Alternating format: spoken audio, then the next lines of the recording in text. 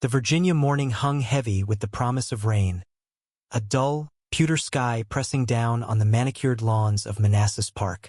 Rhonda Ellison, her back stiff from the long drive, killed the engine of the black government-issued SUV.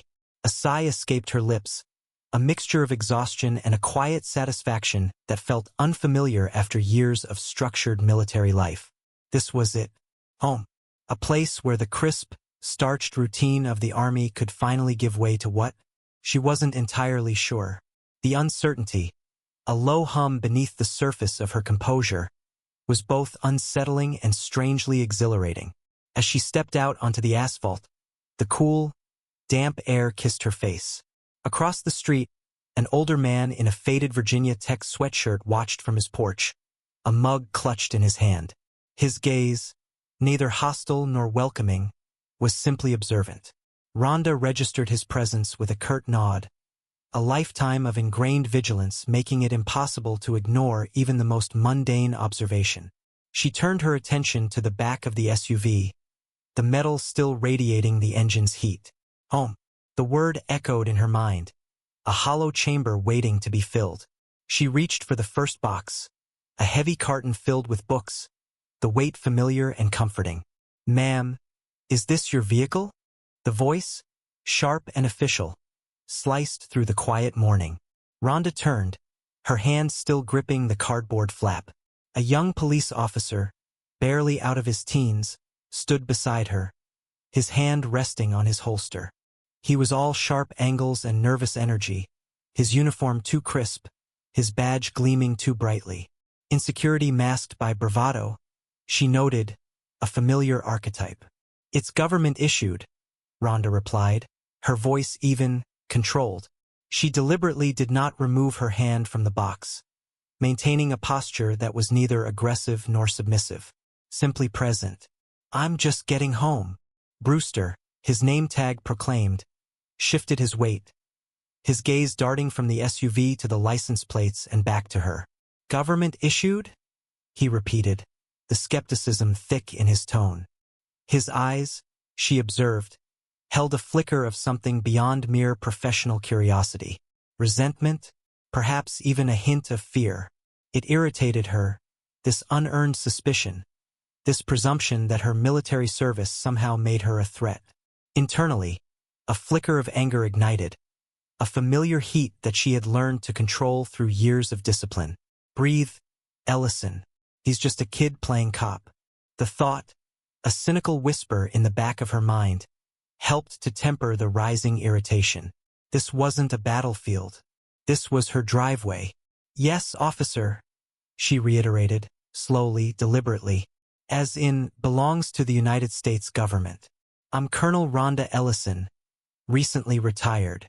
She finally straightened up, allowing the full weight of her presence, the years of command, to settle upon the young officer. The subtle shift in the air was almost palpable. The older man across the street had stopped sipping his coffee, his gaze now riveted on the scene unfolding before him. Brewster's eyes widened fractionally. He hadn't expected that. "Colonel, retired." The pieces clicked into place, but the initial suspicion, the ingrained prejudice, seemed reluctant to relinquish its hold. "Right," he stammered, the bravado faltering. "Just checking. We've had some reports of suspicious activity in the area." Suspicious activity. Rhonda allowed a small, humorless smile to play on her lips. "And a government vehicle parked in a driveway constitutes suspicious activity?" The officer's face flushed crimson. He fumbled for his radio, the movement jerky and awkward. "Dispatch, this is Unit 27. I'm at." He trailed off, glancing at the house number, then back at Rhonda, his eyes now pleading for a way out of this escalating situation. He'd stumbled into something bigger than he could handle, and he knew it. Rhonda watched him, a strange mixture of pity and annoyance swirling within her. This young man, so eager to exert his authority, had completely misjudged the situation. She could have let it go, diffused the situation with a few placating words. But something in his demeanor, the underlying current of disrespect, chafed at her. This wasn't just about a parking spot. It was about something more fundamental, a subtle power struggle that resonated with a deeper, unresolved tension within her. "Actually, officer," she interrupted, her voice calm but edged with steel. "Before you tie up dispatch, perhaps I should call a few friends of mine at the Pentagon. They might be interested to hear about your definition of suspicious activity." The blood drained from Brewster's face. The radio clattered to the ground. He stammered an apology, a jumbled mess of words that barely registered in Rhonda's ears. She pulled out her phone, the cool metal a comforting weight in her hand. A few quick taps, a brief, hushed conversation, and within minutes, a different police cruiser pulled up, lights flashing, but not in a threatening way. A woman, older, more seasoned, stepped out and approached them. Lieutenant Tally, the name tag read. She exchanged a few curt words with Brewster, her expression unreadable, then turned to Rhonda, her gaze sharp but respectful. "Colonel Ellison, I sincerely apologize for this misunderstanding. Officer Brewster is new to the force. We'll be having a conversation about proper protocol." Rhonda nodded, her gaze fixed on the younger officer, who now stood silently, his shoulders slumped, the picture of youthful defeat. She felt a flicker of satisfaction, a small, vindictive spark that she quickly extinguished. This wasn't a victory, just a correction, a necessary adjustment to the skewed perception that had greeted her arrival. She turned back to Lieutenant Tally, her voice regaining its earlier calm. "Thank you, Lieutenant. I appreciate you handling this." As Lieutenant Tally escorted a chastened Officer Brewster back to his cruiser, the older neighbor across the street raised his mug in a silent salute. The gesture, small and unexpected, warmed Rhonda in a way that the morning sun had failed to do. Perhaps, she thought, this new beginning wouldn't be so bad after all. The quiet satisfaction returned, a stronger, more grounded feeling now. She picked up the box of books, the weight no longer just familiar, but somehow grounding. This was home, and she was here to stay. The late afternoon sun cast long shadows across the newly mown lawn, painting the brick facade of Rhonda Ellison's house in hues of amber and rose. A faint scent of gasoline lingered from the moving van that had departed just an hour earlier, replaced now by the crisp, almost metallic tang of approaching rain. Rhonda, her back stiff from unpacking, stood on her porch, the weight of her duffel bag digging into her shoulder. The officer, Brewster, hadn't moved. His stance, feet planted slightly apart, hands clasped behind his back, projected an air of unwavering authority. Rhonda felt a flicker of irritation. This petty display of power was precisely the kind of bureaucratic nonsense she'd hoped to leave behind with her military career. He's enjoying this, she thought, the realization bringing a sour taste to her mouth. Enjoying the discomfort of a decorated officer. "I'll need to see some ID." Brewster's voice was flat, devoid of the polite formality he'd initially displayed. The shift was subtle but noticeable, a deliberate tactic, Rhonda knew, designed to unsettle her. She had known this kind of subtle shift in power dynamics since her first day on the parade grounds. She could feel the tension between them, thick and heavy, hanging in the air like the impending storm. Inside, a small, irrational part of her urged her to comply, to simply hand over her identification and be done with this ridiculous charade. But another, stronger part of her, forged in the crucible of years of command, refused to be intimidated. This wasn't a battlefield, but it was a fight nonetheless. With a controlled movement, Rhonda reached into her duffel bag, the rough canvas scraping against her fingers. She retrieved her military ID, the plastic card cool against her palm. The eagle emblem, usually a source of pride, felt strangely heavy. Was this what it had come to? Being treated like a suspect in her own home, after a lifetime of service? The thought sparked a flicker of anger, quickly suppressed. She wouldn't give him the satisfaction. She extended the ID towards Brewster, holding it just out of his reach. He leaned forward, scrutinizing the card under the fading light. His eyes, she noticed, were narrowed. His lips pressed into a thin line. The air crackled with unspoken animosity. Rhonda held her breath, forcing herself to remain still, to maintain the stoic composure she'd cultivated over decades. Inside, though, a storm was brewing. Years of disciplined control threatened to unravel under the weight of this unwarranted suspicion. He's looking for something, anything to justify his actions, she thought, her jaw tightening. He wants to find fault. Brewster returned the ID, his movements stiff, almost reluctant. "This doesn't prove you live here," he said, his voice laced with skepticism. "You got any proof that you live here at all?" The question hung in the air, heavy with implication. Rhonda felt a wave of disbelief wash over her. This was beyond absurd. It was insulting. Her grip on the duffel bag tightened. The urge to lash out, to unleash the fury simmering beneath the surface, was almost overwhelming. "Are you seriously questioning my right to be here?" She kept her voice low, even, but the steel beneath the surface was unmistakable. The older man across the street, still perched on his porch swing, shifted uneasily. He was a silent audience to this unfolding drama, a witness to the subtle shifts in power. Rhonda could feel his gaze, a tangible weight on her shoulders. She imagined him speculating, judging. The thought fueled her anger. She wouldn't be humiliated in front of her new neighbors. Brewster puffed out his chest, a gesture Rhonda recognized as a display of insecure bravado. "I'm just doing my job, ma'am," he said, the ma'am dripping with insincerity. "We've had reports of suspicious activity in the area." He paused, his eyes flicking towards the government plates on her vehicle. The implication hung in the air, thick and suffocating. Suspicious activity. She was the suspicious activity. Because she drove a government-issued vehicle. Because she was a woman alone in a new town. Because, perhaps, she didn't fit his narrow definition of what a resident of Manassas Park should look like. The realization stung, sharp and unexpected. A cold, calculating calm settled over Rhonda. This wasn't about security. It was about control. About a small-town officer flexing his limited authority. She wouldn't allow it. "Officer Brewster," she said, her voice cutting through the silence. "I understand you're doing your job. However, your methods are bordering on harassment. I suggest you reconsider your approach." She met his gaze, her eyes unwavering. The flicker of uncertainty she saw there was a small victory. Brewster opened his mouth to retort, but Rhonda cut him off. "I'm going to make a phone call," she said, reaching for her cell phone. Her fingers danced across the screen, pulling up a number she hadn't intended to use so soon. Lieutenant Talley, Pentagon liaison, a name that carried weight. She pressed the call button, the electronic ring echoing in the growing twilight. Brewster watched her, his expression shifting from defiance to unease.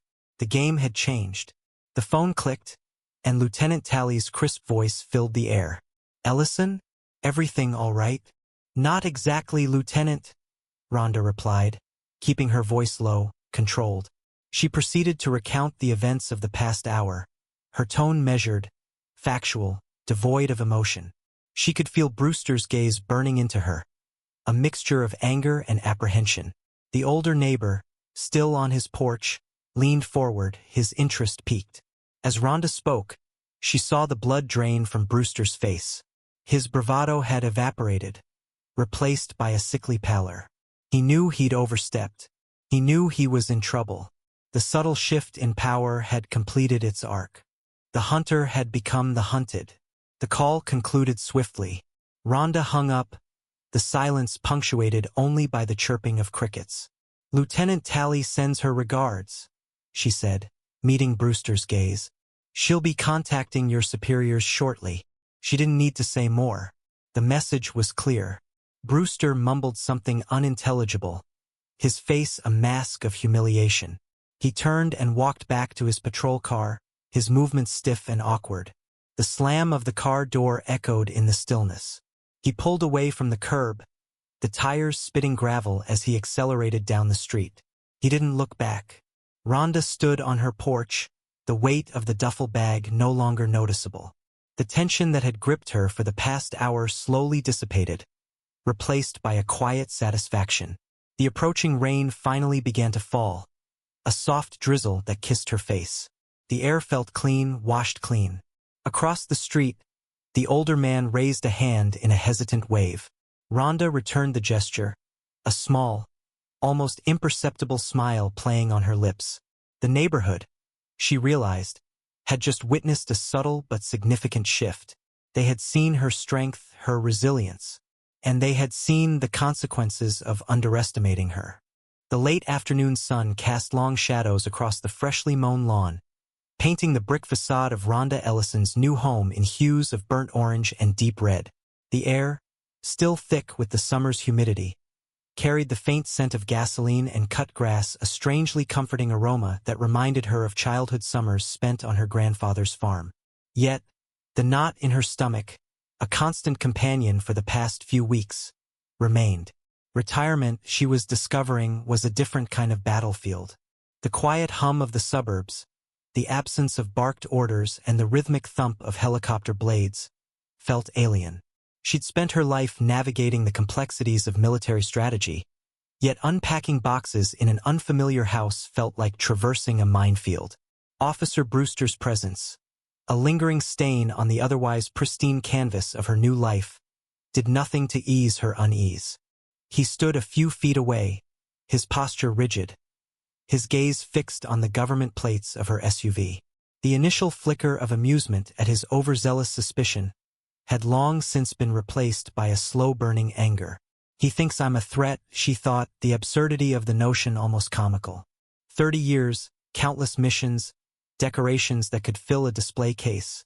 And here she was, being treated like a common criminal in her own driveway. She could practically see the gears turning in his head, the assumptions churning like a faulty engine. Probably thinks I'm smuggling weapons or worse, she mused, the corner of her lip twitching.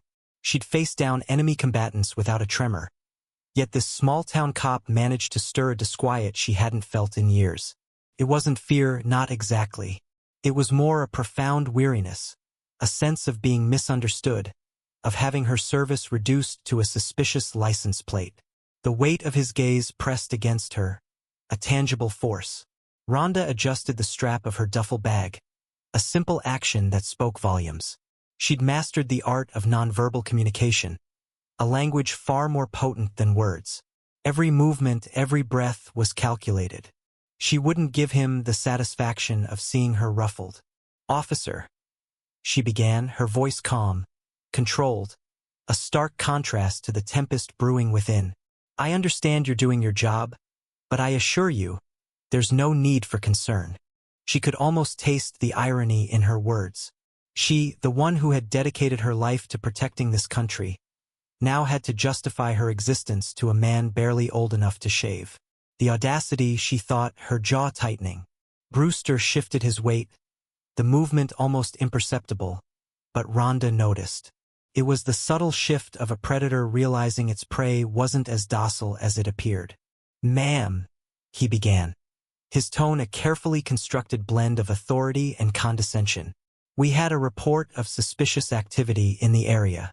A vehicle matching the description of yours was seen." He trailed off, his eyes flitting towards her military-style duffel bag. The unspoken accusation hung heavy in the air. A wave of exhaustion washed over Rhonda. This was ridiculous. She'd endured grueling interrogations, faced life-or-death situations. Yet this petty power play was draining her more than any battlefield ever had. She took a deep breath, the scent of freshly cut grass doing little to soothe her frayed nerves. "Officer," she said, her voice laced with steel. "I'm Colonel Rhonda Ellison, recently retired from the U.S. Army. This is my home. I'm unpacking." She held his gaze, her eyes unwavering. She could practically hear the click of the handcuffs in his mind, the fantasy of arresting a high-ranking officer playing out behind his eyes. The older man from next door, a silent observer throughout the ordeal, leaned against his porch railing, a mixture of curiosity and apprehension etched on his face. He was the embodiment of the neighborhood's collective gaze, a silent jury witnessing this strange standoff. Rhonda felt his presence, the weight of his unspoken judgment adding another layer to the already complex situation. Brewster's eyes narrowed, his earlier bravado replaced by a flicker of uncertainty. He clearly hadn't anticipated this. Rhonda could almost smell the fear emanating from him, the realization that he might have overstepped his bounds. He opened his mouth to speak, but Rhonda cut him off. "I'm calling the Pentagon," she stated, her voice calm, devoid of any emotion. The words hung in the air, a silent detonation. The change in Brewster's demeanor was instantaneous. The bravado, the thinly veiled arrogance, evaporated, replaced by a pallor that drained the color from his face. His eyes darted around, searching for an escape route, a way to rewind the last few minutes. The power dynamic shifted, the tectonic plates of their interaction grinding against each other, rearranging the landscape. The hunter had become the hunted. Rhonda pulled out her phone, the cool metal a comforting weight in her hand. She dialed the direct line, the rhythmic beeps echoing the pounding of her heart. Each beep felt like a nail in Brewster's coffin. She didn't need to say a word. The mere act of making the call was enough. He knew. He knew he'd made a mistake, a grave miscalculation. The older neighbor's eyes widened, his curiosity giving way to a dawning comprehension. The silent jury had reached a verdict. As the phone rang, Rhonda watched Brewster's face, a study in escalating panic. The silence stretched, each second an eternity. The setting sun cast long, distorted shadows, transforming the mundane suburban street into a stage for a silent drama. Finally, a crisp voice answered. Rhonda spoke, her voice low and measured, relaying the situation with the precision of a military report. She didn't embellish, didn't exaggerate. The facts spoke for themselves. By the time she hung up, Brewster was a ghost of his former self. The arrogance had been replaced by a cringing subservience. Within minutes, a patrol car arrived, Lieutenant Talley stepping out with an air of quiet authority. A few terse words were exchanged, and Brewster was ushered away. His head hung low, his shoulders slumped in defeat. The silent jury, in the form of the older neighbor, nodded slowly, a silent acknowledgement of justice served. Rhonda stood on her driveway, the setting sun painting the sky in hues of pink and gold. The knot in her stomach had finally loosened, replaced by a quiet satisfaction. The battle had been won, not with force, but with the weight of her service, the quiet power of her authority. The neighborhood, she knew, had witnessed. They had seen her strength, her resilience. And in that moment, Colonel Rhonda Ellison, retired Army officer, finally felt like she was home. The crisp autumn air, tinged with the scent of fallen leaves and gasoline, held a brittle tension. Rhonda Ellison stood, a statue of controlled fury, the setting sun casting long shadows that seemed to amplify her presence. Her hands, clasped behind her back, were clenched so tight her knuckles shone white. Brewster, his face now a mask of bewildered panic, shifted his weight from foot to foot, the bravado of moments ago replaced by a nervous tick in his jaw. The radio clipped to his shoulder crackled with static, a sound that grated on Ellison's already frayed nerves. He dared. The thought trailed off, unfinished, lost in the swirling vortex of her indignation. She hadn't felt this level of disrespect since never. Not even in the most hostile environments had she been treated with such blatant disregard. This wasn't a battlefield. It was her home, a sanctuary she'd earned with blood, sweat, and years of unwavering service. The older neighbor, still perched on his porch swing, watched the scene unfold with a mixture of fascination and apprehension. He'd seen newcomers come and go on this quiet street, but none quite like Colonel Ellison. There was a steel in her gaze, a quiet power that radiated outwards, silencing the chirping crickets and the rustle of leaves. He took a slow sip of his lukewarm tea, the ceramic mug warming his hand. This was better than any television drama. 2 police cruisers, sirens wailing, screeched to a halt, breaking the tense tableau. Ellison allowed herself a small, almost imperceptible sigh of relief. Finally, justice, albeit delayed, was on its way. A tall, imposing woman in uniform emerged from the lead vehicle, her stride purposeful and brisk. Lieutenant Talley, her name tag proclaimed. She surveyed the scene, her sharp eyes taking in every detail. Brewster's flustered demeanor, Ellison's rigid stance, the silent witness on the porch. A seasoned officer, she could smell trouble a mile away, and this reeked of it. Unit 214, standby. Confirm current location. Colonel Rhonda Ellison, active duty, Pentagon verified. Do not engage further. The words, clipped and precise, echoed from Tally's radio, each syllable a hammer blow against Brewster's already crumbling composure. His face, already pale, drained of what little color remained. He fumbled for his radio, his fingers clumsy and unresponsive. Pentagon verified. The words reverberated in his mind, a chilling reminder of the magnitude of his error. He had tangled with the wrong person, a mistake that was about to cost him dearly. Ellison watched his descent into panic with a detached coldness. A small part of her, the part that thrived on battlefield justice, felt a flicker of satisfaction. But it was quickly extinguished by a deeper, more profound weariness. This wasn't a victory. It was a waste of time, a pointless display of petty authority. She had more important things to do, boxes to unpack, a life to rebuild. Lieutenant Tally approached Ellison, her expression a mixture of apology and respect. Colonel Ellison, I sincerely apologize for this misunderstanding. Officer Brewster has been misinformed. Her words were carefully chosen, a delicate dance between protocol and condemnation. Ellison met her gaze, the steel in her eyes softening just a fraction. Lieutenant, I appreciate your prompt response. This incident has been a regrettable waste of my time. Her voice, though calm, carried an undercurrent of ice. Tally turned to Brewster, her expression hardening. Officer Brewster, you are relieved of duty. Report to headquarters immediately for debriefing. The words hung in the air, heavy with unspoken reprimand. Brewster, his shoulders slumped, mumbled an acknowledgement, his gaze fixed on the ground. He knew this was just the beginning of his troubles. The internal review, the disciplinary action, the shame. It would follow him like a shadow. He cast a furtive glance at Ellison, a silent plea for understanding that went unanswered.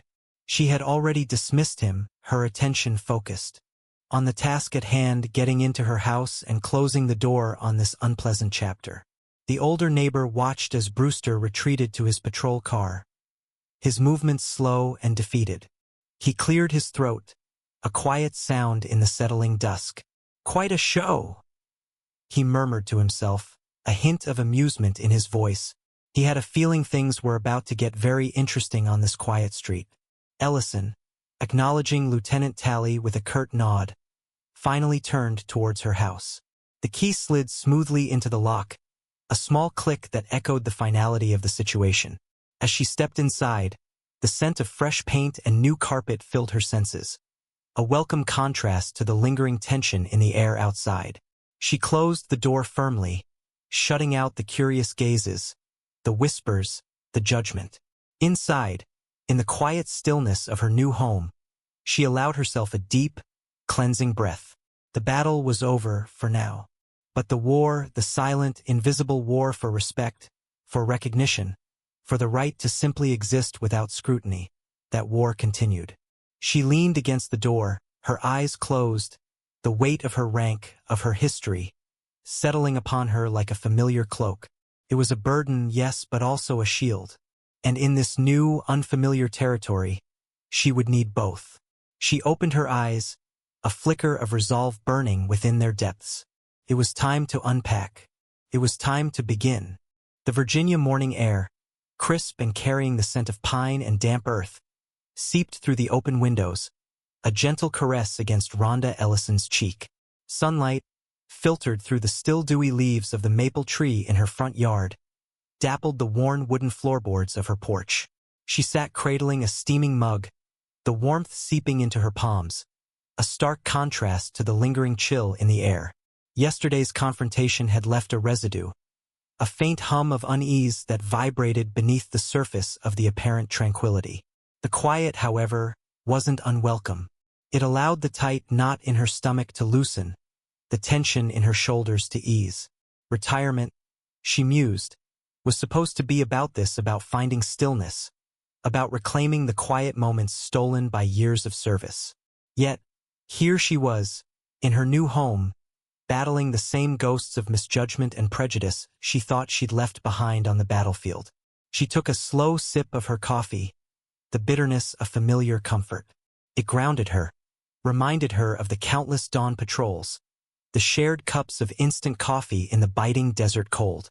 This quiet moment, was her victory, her hard-earned right. A shadow fell across the porch. Rhonda looked up, her hand instinctively tightening around her mug.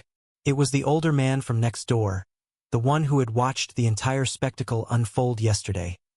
His face a mask of bewildered concern. He stood hesitantly by the steps, clutching a small, terracotta pot containing a vibrant purple flower. Rhonda observed him, her military training kicking in. She assessed his posture, his hesitant gait, the way his hands fidgeted with the pot. He posed no threat. He cleared his throat, the sound scratching the morning stillness. "Colonel Ellison?" he began, his voice a low rumble. Rhonda nodded, her expression carefully neutral. She waited, the silence stretching between them, thick with unspoken words. I just wanted to," he stammered, shuffling his feet. "I didn't know who you were yesterday. I mean, I saw the car, the plates," and his words trailed off, his gaze dropping to the flower in his hands.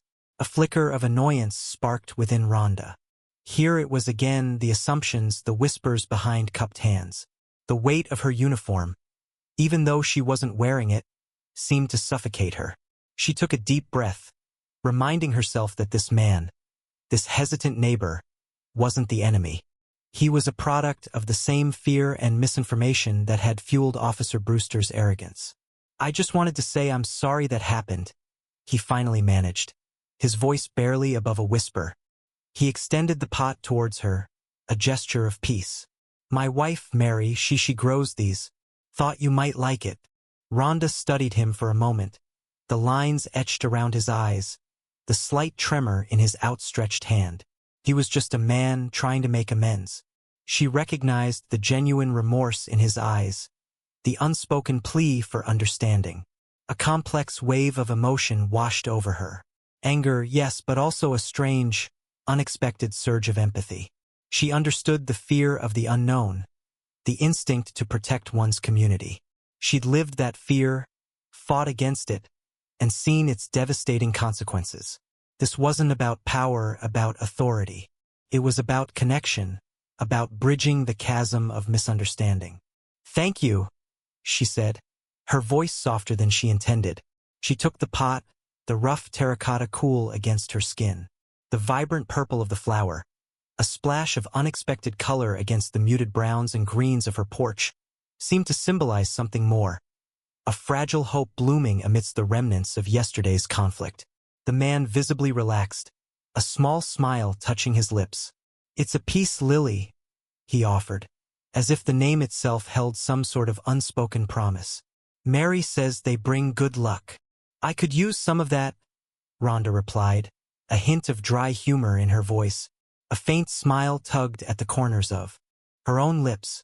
It felt strange, unfamiliar, yet oddly welcome. He lingered for a moment, as if unsure of what to say next. We have a neighborhood barbecue every Sunday," he finally mumbled, his gaze darting towards her front door. "Down by the creek. You should come."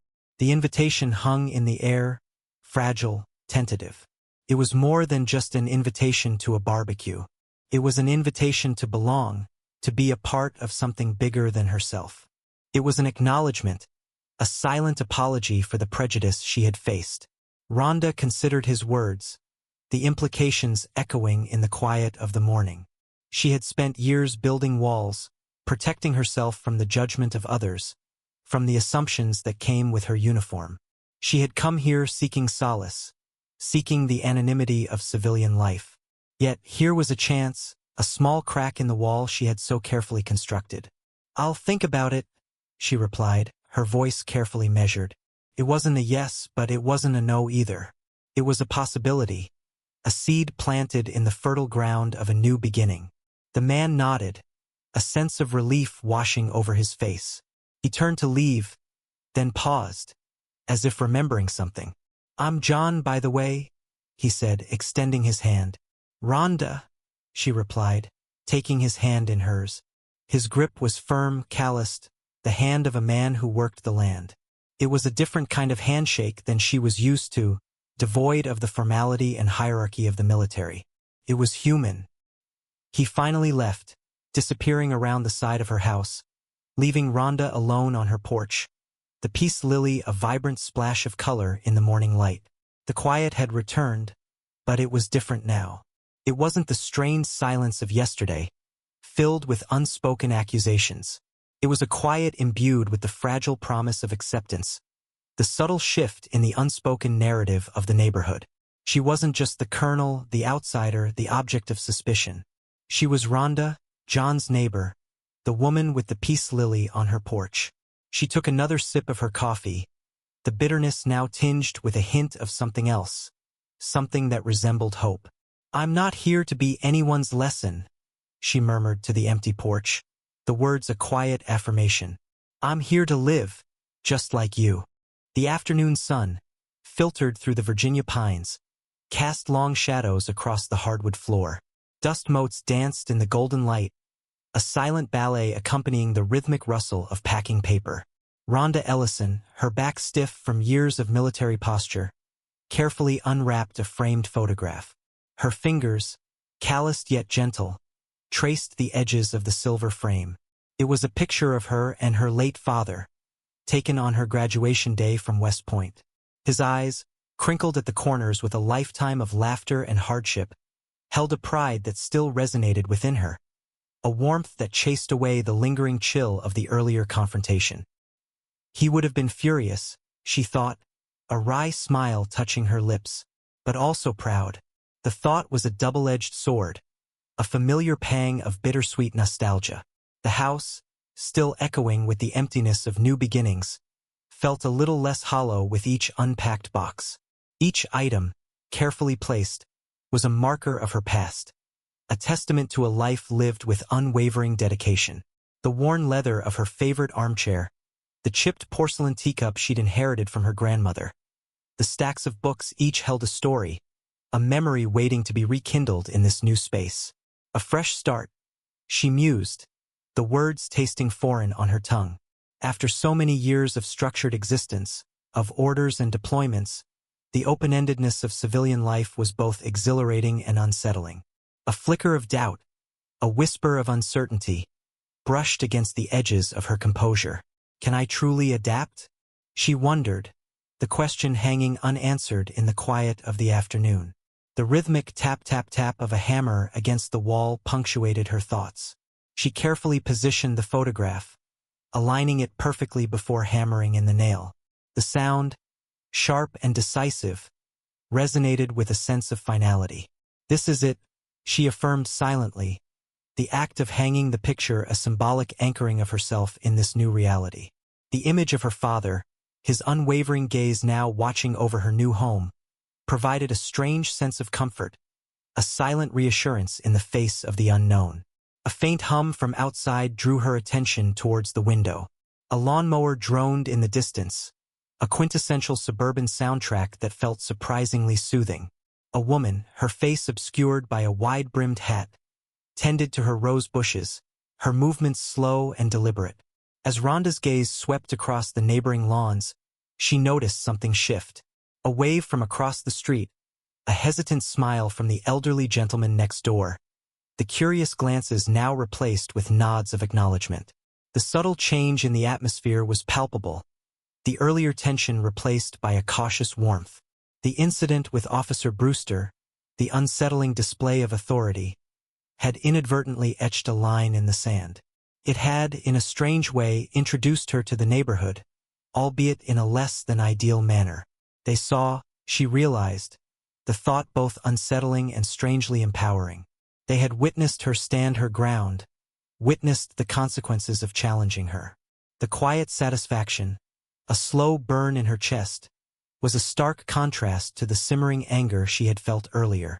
It was a victory of a different kind, a silent assertion of her presence, her resilience. The rhythmic thump of a basketball echoed from down the street, followed by the shrill laughter of children. The sounds of life, ordinary and mundane, filled the air, weaving a tapestry of normalcy that she had almost forgotten.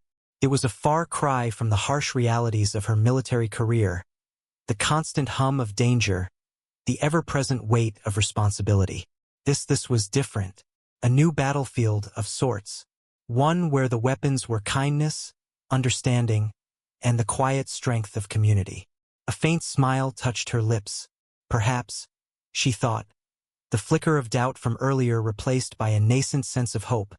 Perhaps this fresh start isn't so daunting after all. The cardboard boxes, scattered around the room, no longer seemed like obstacles, but rather stepping stones towards a new chapter. Each unpacked item, each piece of furniture placed, was a brushstroke on the canvas of her new life. The house, slowly but surely, was becoming a home.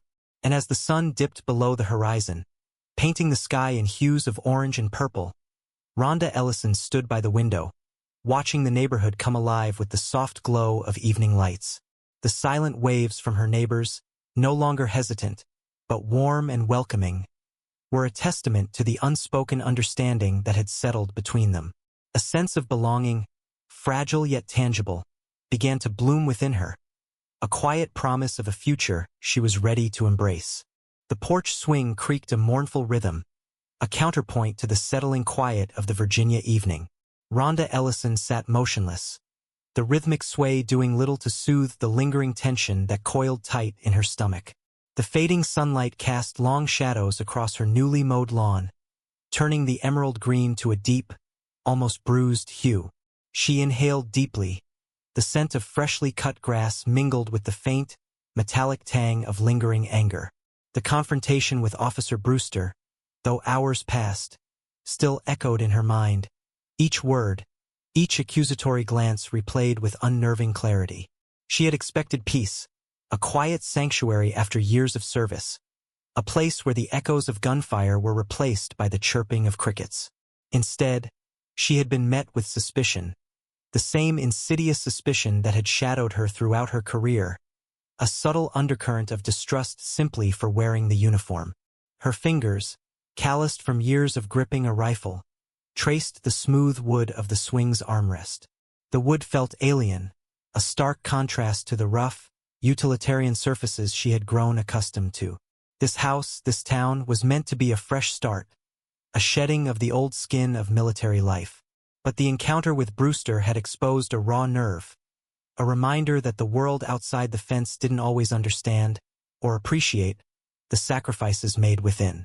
The quiet satisfaction of seeing Brewster reprimanded was a fleeting victory, a small triumph against the larger battle of perception.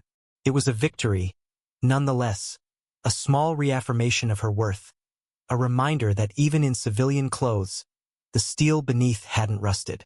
A flicker of movement at the edge of her vision drew her attention. The older man from next door, the one who had witnessed the entire spectacle, was watering his petunias. He offered a tentative wave, a small, almost apologetic gesture. Rhonda returned the wave, a tight smile pulling at the corners of her lips. His silent observation had been a weight, an unspoken judgment, but his wave now, in the fading light, felt like a fragile bridge. Perhaps, she thought, this town wasn't a battlefield, but a slow, delicate negotiation, a process of building trust, brick by painstaking brick. The crickets chirped louder now, their song a soothing balm against the lingering sting of injustice. Rhonda closed her eyes, letting the sounds of the evening wash over her. The distant rumble of traffic, the gentle rustle of leaves in the breeze, the faint laughter of children playing down the street, these were the sounds of normalcy. The sounds she had longed for during long deployments, the sounds of the life she had fought to protect. She had spent years navigating the complexities of war, making life-or-death decisions in the blink of an eye. This, she realized, was a different kind of battlefield, one fought not with weapons, but with patience, understanding, and the quiet strength of her convictions. The core of her being, forged in the fires of military discipline and honed by years of experience, resonated with a quiet, unwavering resolve. Life, she mused, rarely offered a simple choice between confrontation and peace. More often than not, one had to wade through the murky waters of conflict to reach the shores of tranquility. The encounter with Brewster, though unpleasant, had cleared the air, drawn a line in the sand. It had forced her to confront the lingering prejudices that existed beyond the confines of the military world, and in doing so had solidified her own sense of self. She was no longer Colonel Ellison, but simply Rhonda, a woman seeking peace in her own home, a woman willing to fight for that peace, not with force, but with the quiet dignity that came from knowing her own worth. The porch swing continued its mournful creak, but the rhythm now felt less like a lament and more like a lullaby. The shadows deepened, swallowing the last vestiges of daylight. The air grew cooler, carrying the promise of a peaceful night. Rhonda opened her eyes, the last rays of the setting sun painting the sky in hues of orange and purple. The view from her porch, once tainted by the bitter taste of confrontation, now held a different kind of beauty, a quiet strength born from adversity. She had faced down prejudice, asserted her rights, and in doing so had laid the foundation for a new beginning. The neighborhood, she sensed, had shifted, the whispers now tinged with a grudging respect. The battle, she knew, wasn't over, but tonight, she had won a small victory, a victory not of conquest, but of quiet resilience. And in that quiet resilience, she found a profound and lasting peace.